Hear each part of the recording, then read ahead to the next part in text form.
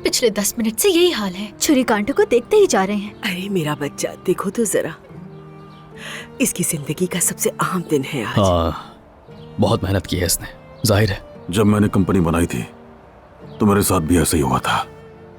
अल्लाह गवाह है, 1 घंटे तक उस छोटे से ऑफिस को बाहर से देखता रहा था।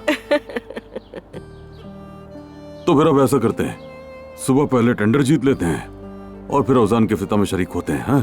तो बेटा कब निकले?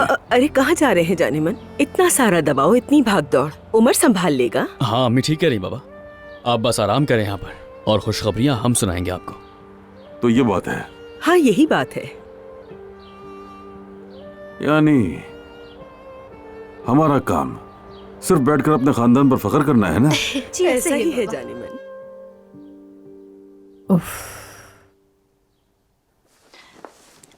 औजान, आ जाओ नाश्ता करो।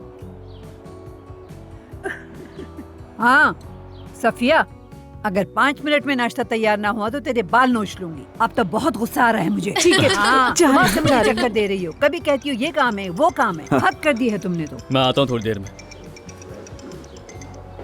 क्या कर रहे थे आप आ जाओ, भाई? आ जाओ मेरे शहजादे। 10 मिनट से तुम्हें देख रही हूँ, क्या सोच रहे थे?